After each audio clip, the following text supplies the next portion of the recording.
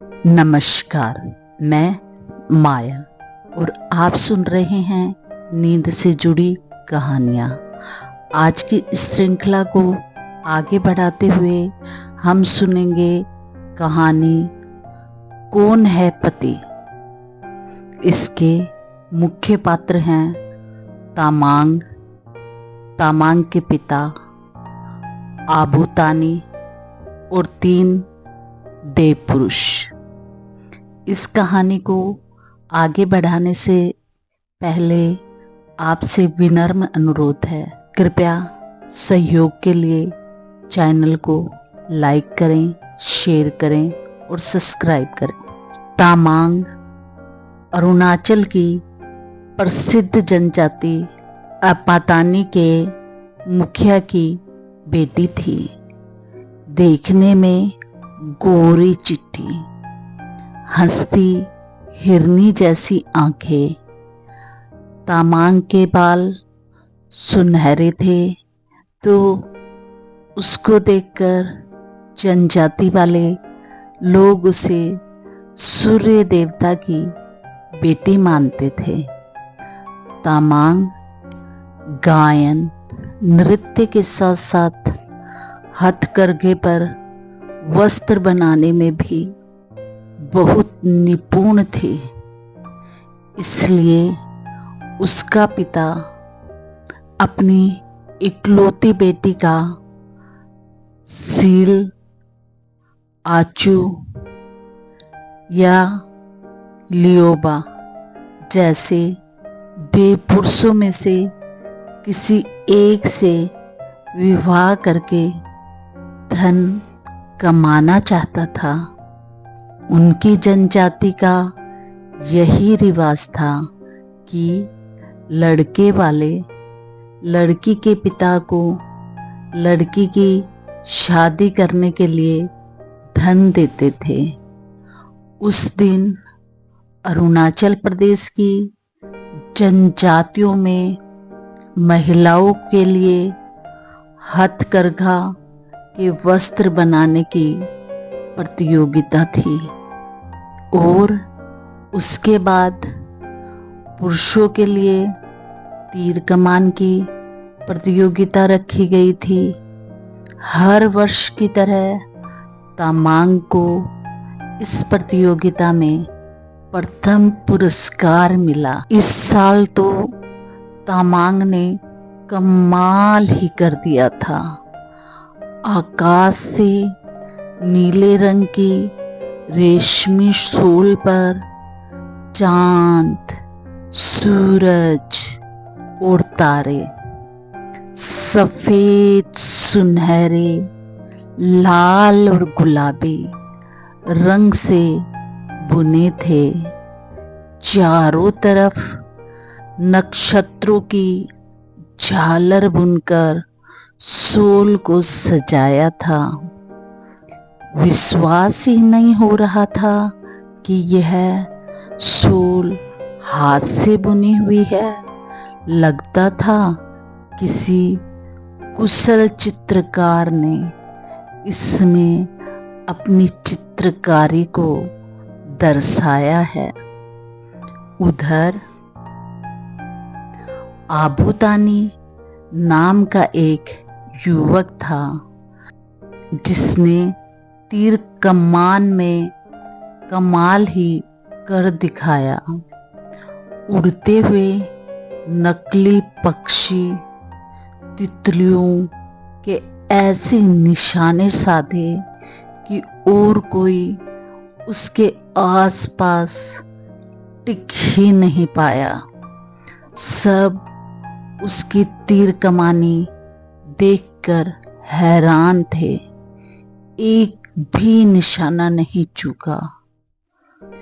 प्रतियोगिता के बाद नृत्य में तामांग और आबूतानी पहली बार मिले और दोनों ही अपनी अपनी कला के प्रथम विजेता थे।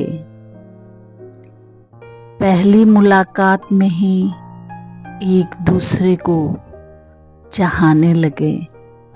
उनको नृत्य करते देख लोग भी कह उठे, क्या सुंदर जोड़ी है।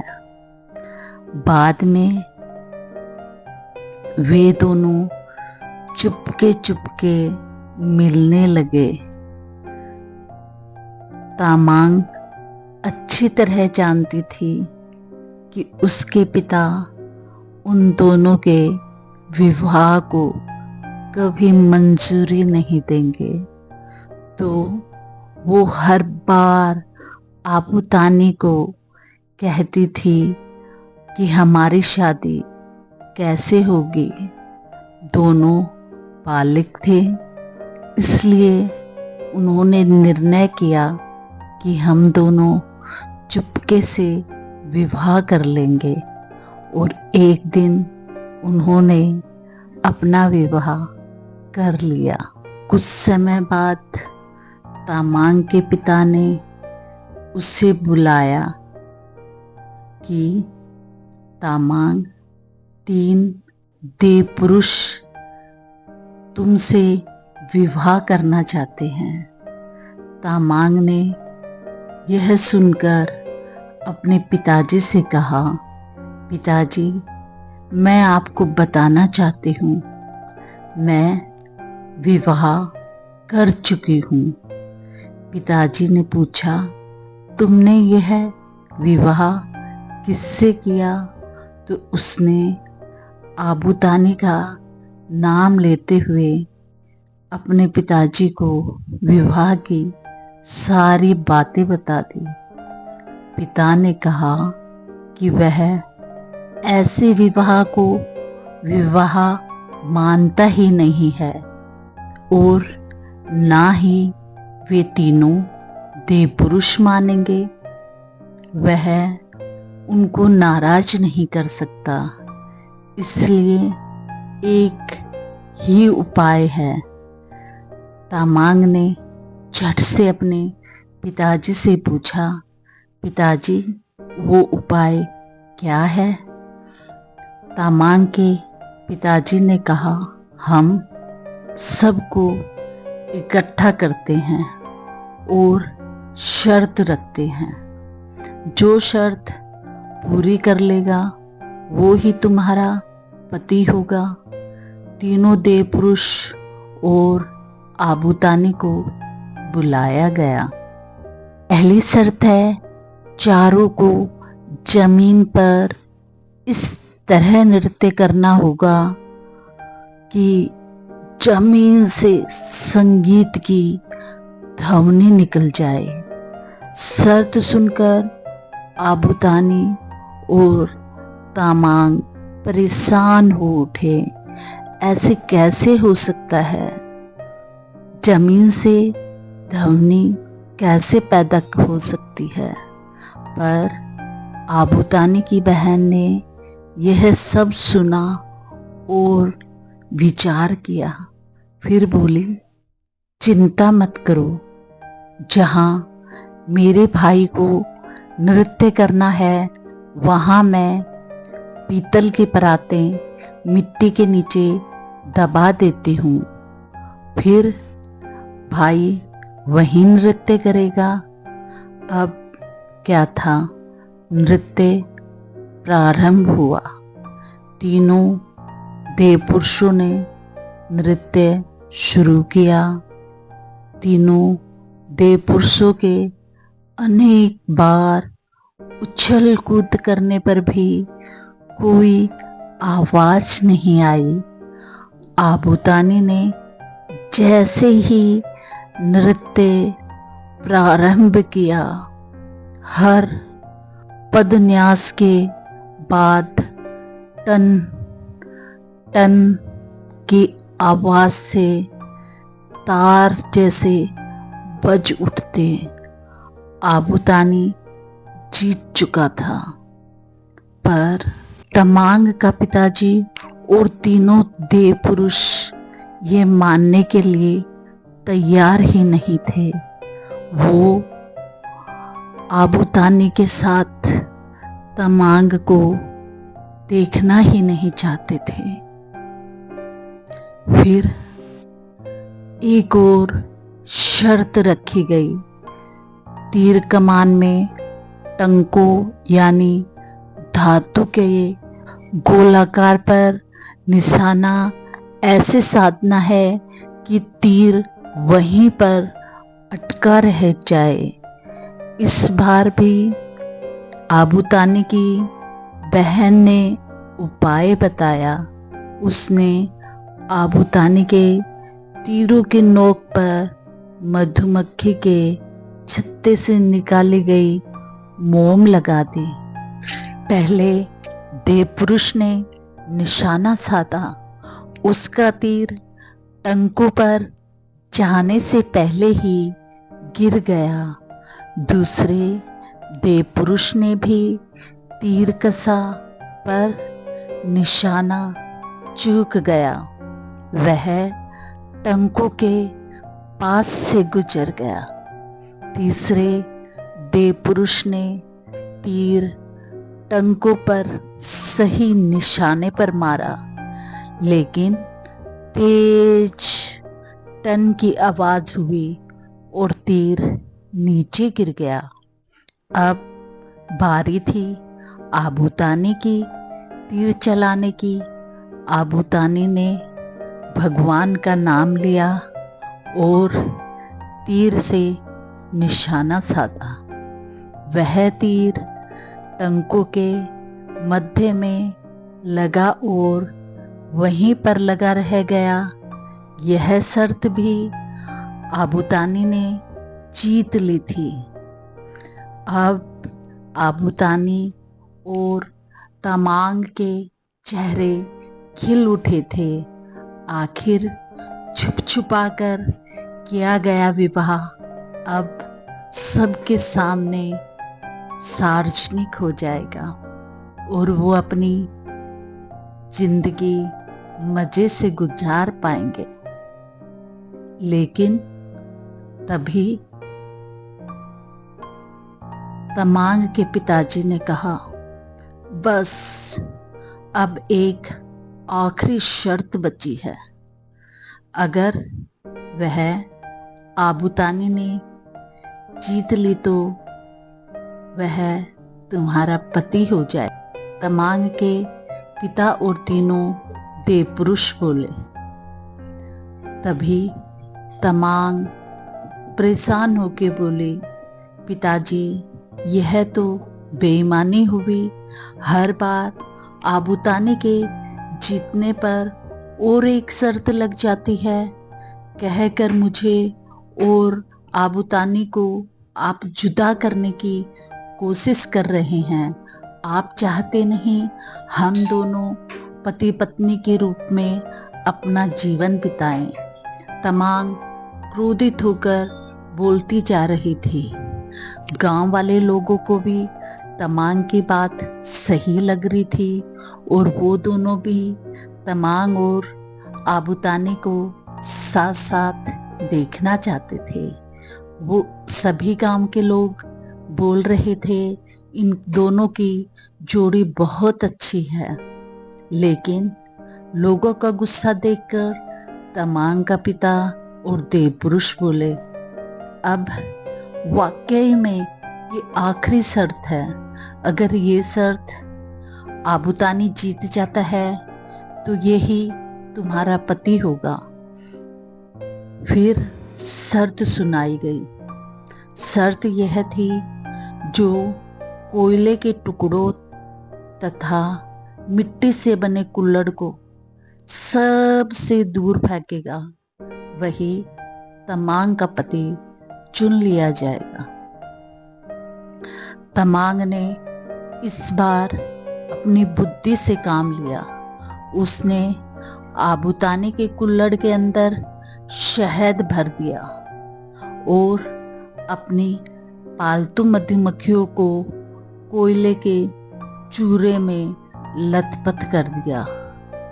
अब एक एक करके तीनों महापुरुषों ने कुल्हड़ फेंके और बाद में कोयले के टुकड़े फेंके।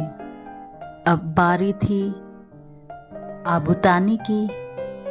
उसने भी पूरा जोर लगा के मिट्टी का कुल्हड़ दूर फेंका, जो तीनों के कुल्हड़ों से बहुत अधिक दूर जाकर गिरा। फिर उसने मधुमक्खियों को मुट्ठी में पकड़कर हवा में फेंका।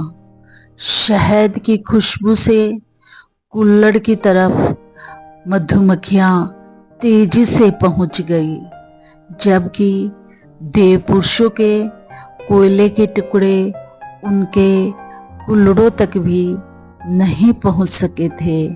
लोगों ने आबूतानी की जय जयकार करनी शुरू कर दी और दूसरे दिन सुबह इसी जगह तमांग का विवाह आबूतानी से करवाया गया। सब लोग निमंत्रित थे। तमांग के पिता ने ऐलान किया। सुबह दुल्हन के वेश में तमांग जब मैदान में पहुंची तो उसकी खूबसूरती को देखकर सब हैरान थे। लेकिन यह क्या, आबूतानी के रूप में तो 4 जने खड़े थे, यह किसकी चाल थी? तभी तमांग के पिताजी ने कहा, तमांग, तुम पहचानो कौन तुम्हारा पति है और उसे वरमाला पहना दो। तमांग थोड़ी देर के लिए परेशान हो गई और उसने कुछ समय के लिए आंखें बंद कर ली। थोड़ी देर बाद वह बोली, मैं सबसे पहले हाथ मिलाऊंगी, फिर ही माला पहनाने का निर्णय लूंगी। तभी आवाज आई, बहुत खूब। तीनों देव पुरुष खुश होकर बोले, पर तमांग ने देखा असली आबूतानी चुप खड़ा था। तमांग आगे बढ़ी और उसने पहले देव पुरुष से जब हाथ मिलाया तो उसने उसका हाथ जोर से दबा दिया और उसकी तरफ आंख मारी। तमांग ने गुस्से से हाथ छुटाया और एक तरफ हो गई। फिर वो आगे बढ़ी। दूसरे देव पुरुष के पास पहुंचकर तमांग ने हाथ मिलाने के लिए जैसे ही हाथ आगे बढ़ाया तो वो तो पगला ही गया। उसने अपने दोनों बाहें तमांग को गले लगाने के लिए फैला दी। तमांग खिसक कर निकल गई। तभी तीसरे देव पुरुष ने उतावला होकर हाथ आगे बढ़ाया और तमांग का हाथ पकड़कर जोर जोर से हिलाने लगा। बड़ी मुश्किल से तमांग ने अपना हाथ छुड़ाया। अब वह चौथे यानी असली आबूतानी के पास पहुंची। उसने आबूतानी से हाथ मिलाया। उसने महसूस किया एक ऐसा स्पर्श जो वो पहले से जानती थी। उसकी आंखों में प्यार झलक रहा था। उसे पूरा विश्वास था कि यही आबूतानी है और उसके गले में वरमाला डाल दी। तमांग के पिता और तीनों देव पुरुष शर्म से गर्दन झुकाए लोगों की झिझकियां सुन रहे थे।